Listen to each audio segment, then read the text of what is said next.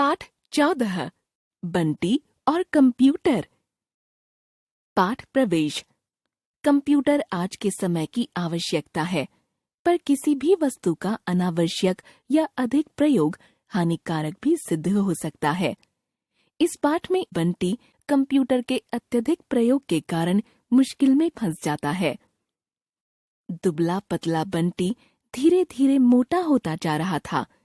उसकी माँ बहुत खुश थी कि बंटी का स्वास्थ्य अच्छा हो रहा है। कुछ ही महीनों में बंटी का शरीर बेडौल होने लगा। अब उसे थोड़ा सा भी पैदल चलना पड़ता या सीढ़ियां चढ़नी पड़ती तो वह हांफने लगता। स्कूल में भी सारे बच्चे उसे मोटू कहकर चिढ़ाने लगे थे। पहले जब घर में सिर्फ टीवी था तब बंटी शाम के समय थोड़ा खेलने भी निकल जाता था, लेकिन जब से उसके पापा ने कंप्यूटर खरीदा तब से उसका खेलना कूदना या कहीं आना जाना सब बंद हो गया। स्थिति यह थी कि यदि माँ पिता डांट डपट कर न उठाएं तो वह खाने और सोने के लिए भी न उठे। कुछ दिनों के बाद बंटी की आंखों से पानी आने लगा और उसके सिर में भी हल्का हल्का दर्द रहने लगा। बंटी अपनी माँ के साथ आंखों के डॉक्टर के पास गया।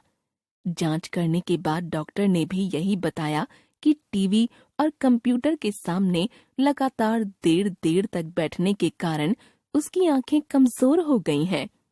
डॉक्टर ने खाने के लिए और आंखों में डालने की दवाइयां तथा चश्मे का नंबर भी लिख दिया। अगले ही दिन से बंटी की आंखों पर मोटे लेंस का चश्मा चढ़ गया।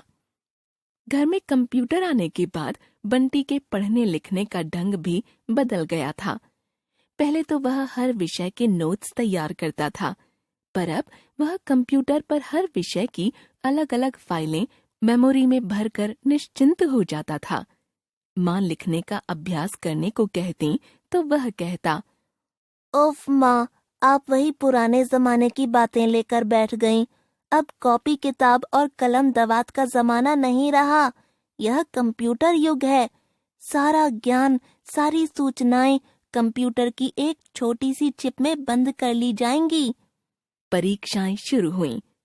पहले ही दिन विज्ञान का पेपर था। अपने हिसाब से बंटी ने काफी अच्छी तैयारी कर रखी थी। परीक्षा से एक दिन पहले वाली रात वह काफी देर तक कंप्यूटर पर गेम खेलता रहा। फिर उसने विज्ञान की फाइल खोली ताकि सोने से पहले सारे प्रश्नों के उत्तर एक बार दोहरा ले। तभी एकाएक बिजली गायब हो गई। बंटी भागा भागा छत पर गया तो देखा कि न सिर्फ उसके घर की बल्कि पूरे शहर की बिजली गायब थी। लगभग 1 घंटे तक प्रतीक्षा करने के बाद उसने घबराकर बिजली ऑफिस फोन किया।